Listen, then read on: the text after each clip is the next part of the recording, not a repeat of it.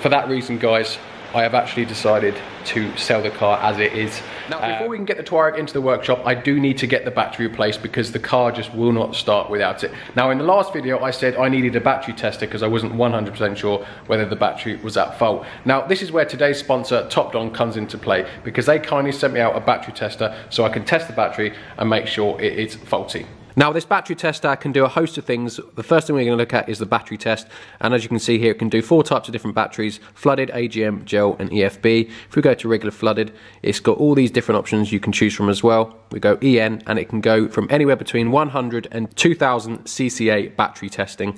So I'm just going to talk you through how this TOPDON battery tester works. It's really simple. I have the battery out the Touareg here, which is the one that I assume to be completely knackered. So it's just as simple as connect the terminals up and it will power the screen like this. And then we simply just go battery test, regular, EN, and then put the CCA, so it's 900 in this case, and then just press enter and it goes testing. And there we go, my suspicions are confirmed. Healthy naught, charge naught. It's only got 70 amps instead of the 900 it should have, and it's only 8 volts instead of the 12.5 it should be. So I now know that 100% this battery is knackered. So if we now go onto a battery that I know to be good, just for a comparison,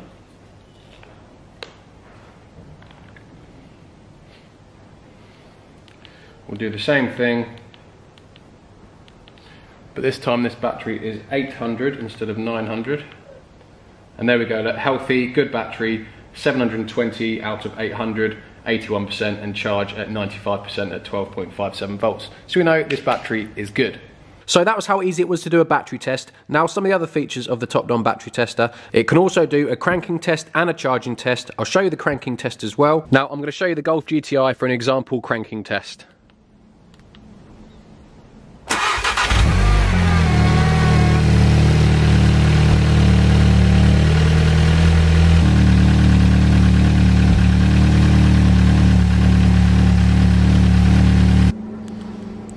And as you can see, look, cranking is normal, taking 2.609 milliseconds at 13.73 volts.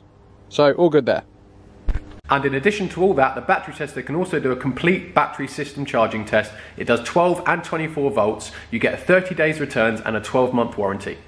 Now, if you're interested in this or anything else that TOPDON do, if you click the link in my description, it takes you over to their website, and if you use my discount code, you can get an extra 10% off, guys. Now, they also do diagnostic equipment, they can do key programming, and they can do battery chargers. So there's a whole host of things they can do. So a massive thanks for TOPDON for sponsoring today's video. There she is. Both of them, in fact.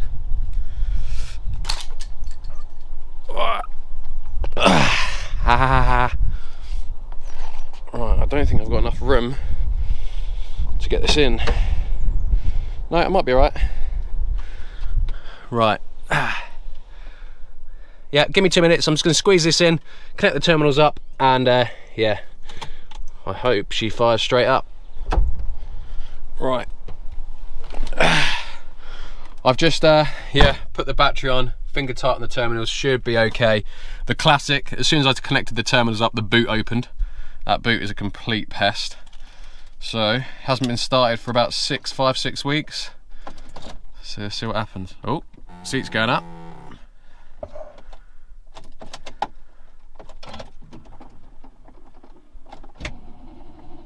Oh, look at that. Beautiful. I mean, however, I've just realised I'm going to have to move the RS6 anyway, because I have cars behind me and a stupid old trailer in front of me. Brilliant. Now, the RS6 is definitely going to be flat.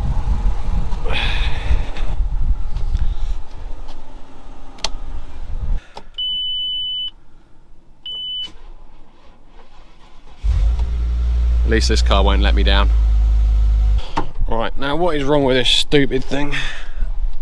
Why'd you cut out for?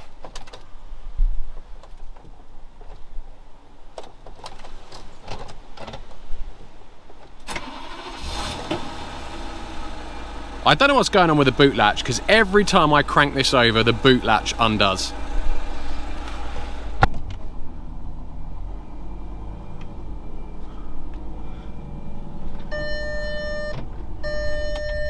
No. She's gone. Christ's sake. SQ5's in the way, but I just want to take a moment to appreciate how good that looks. 12, 13 years old, and it still looks epic. And she's cut out again. Oh, I'll give up. Right. Come on, we've got 60 foot to go. Let's go. Oh my God. Hurry.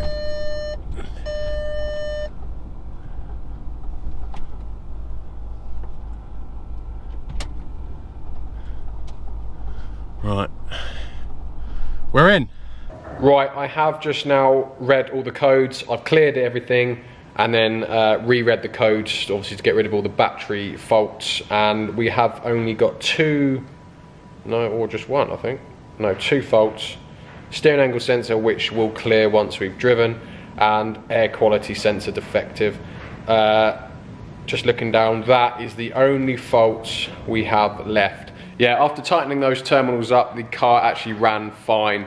Left idling for about 15 minutes. It ran fine until I started obviously doing the V8, the VAGCOM test. So that may have solved, I don't know yet. I'm gonna start it up, let it run for a little bit more, and yeah, maybe take it for a test drive. I don't know if that's gonna be brave or not, but I guess we have to, don't we? There's nothing really left else to do. Oh, I don't know. I might leave it running for 15-20 minutes, see if it cuts out again. And then if it doesn't, we'll go for a road test. Now, sorry if you can't hear me very well, but while it's running, I just thought I'd have a look at the engine. It does seem to sound like it's got a bit of a boost leak around here, possibly. It's like a bit of a hissing. Around this side of the engine. This side's completely fine, so there seems to be a bit of a hiss around there. Now, if I rev it, you can hear it as well.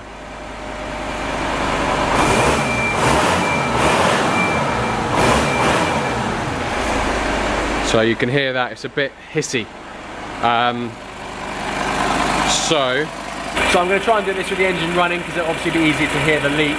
So apologies if it's a bit difficult to hear anything.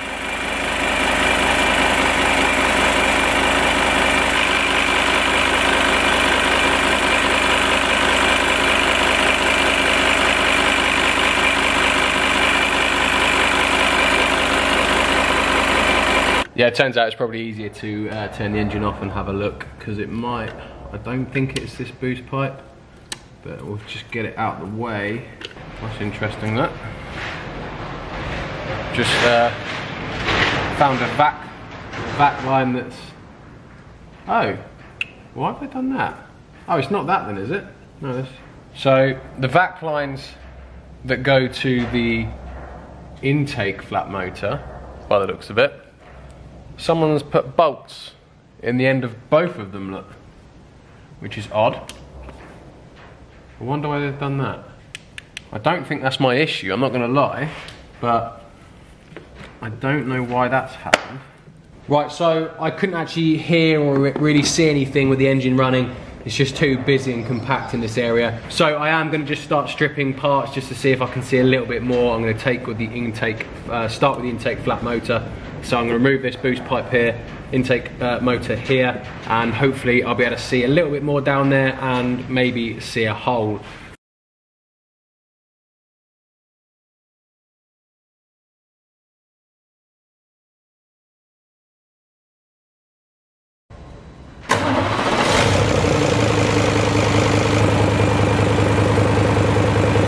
So after looking all round up the top here, the boost pipe, everything like that, I can't find anything obvious at all. In fact, there is nothing at all up the top here. And upon further inspection, I believe the fault will actually, or does actually lie with the exhaust manifold. I can smell fumes coming up from here, so there's obviously an exhaust leak from somewhere. So at this point I probably suspect there's a cracked manifold maybe, or a perished exhaust gasket, a bit less likely, but yeah, I think it is a crack in the exhaust manifold. Now that has just thrown a spanner in the works, because to rectify a cracked exhaust manifold or a gasket or anything like that, it will require the engine to be removed. Now that is obviously a high labour intensive job, and although it probably wouldn't cost much to fix, maybe welded it up or a new gasket, it is nonetheless a labour intensive job. Now there's a few other things wrong with the car. I suspect the ECU is actually faulty as well, because when the car cuts out it loses all communication to the ECU, so I suspect there's actually an internal fault with the engine ECU as well. So there's that. I mean, although that's quite easy to replace, I can see the ECU from here, it's easy to replace, and they're not that expensive at eBay, £100 to £200, so it's nothing major. There's a few trims missing, like the bonnet release cable. There's a trim, the pull handle's missing, and the trim around there's missing. Other than that, it's actually a pretty tidy car. The side steps, one of them's hanging off one side, so they either need to be removed or welded back on. But other than that, the condition of the car is actually alright, the interiors are right, the switches are a bit worn, but I guess they're easily replaced, or just leave them if you're not that bothered. But the main problem for me now is the labour intensive side of this exhaust manifold to obviously get it properly road legal. Now it'd probably pass MOT with it like that, but obviously you can't really sell it or really drive it with that leak. So it leaves me in a bit of a position what to do with the car now. Now I actually paid £2,450 for the car, and I did it on a worst case scenario, because even if the car didn't run, it's always going to be worth £2.5 grand, even as spares. Just because of the amount of stuff in this car that you could sell, way more than £2.5 grand. The engine alone is probably worth £2,500 to £3,000, let alone bumpers, headlights, gearbox, interior, anything like that as well. So yeah, that's probably the reason I bought it, because the worst case, I was always going to make my money back. Now with this car fixed, it's probably not worth much more than that anyway. Maybe £3.5 grand if you're lucky. Now I guess that's just because it's a 5 litre V10, it probably costs an absolute arm and a leg to run, and a 3 litre V6 is probably more than enough for most people. So I guess the market for this car isn't really there. Now it leaves me in a position, because to do all that work is not much gain. Now I know the whole point of the car is I fix salvage cars, I return them to their former glory, get them on the road, and then yeah, sell them on for people then to carry on enjoying. But it's also got to be financially right for me as well. There's no point me now spending 2 weeks taking this engine in and out for not really much gain. So for that reason, guys, I have actually decided to sell the car as it is. The reasons are I have just mentioned, plus the fact that I've got a project car out there that I've been wanting to start now since I bought it 2 months ago, and it's just sitting out in the rain, as you can hear, not doing much good. So I just want to crack on with that as well, and obviously if I start messing around with engine out on this, it's going to be weeks and weeks. So at the time of filming this, I haven't sold it, so if anyone is actually interested in buying the car as either spares or repairs, or you want to break it for parts, then do message me on here or message me on Instagram. I mean, I'm after what I paid for the car, so £2,450, which is, it must definitely be worth. I mean, as I say, the engine runs fine, it's just an exhaust manifold. So if anyone is actually interested in buying the car, guys, do let me know or Instagram me. Otherwise I'll just stick it on eBay. But for now, unfortunately, it's time to say goodbye to the Touareg. So as always, guys, thank you very much for watching. In the next video, might be on the RS6. I do want to actually book it in for a dyno session to see how much power it's lost in its 215,000 miles. Now, if I can't get it in on time, I am actually going to reveal the new project. So as always, guys, thank you very much for watching. Goodbye, Touareg. It's been emotional, but in the end, you're probably just a bit too much of a gas guzzler. So as always, guys, thank you very much, and I'll see you in the next one. Cheers, guys.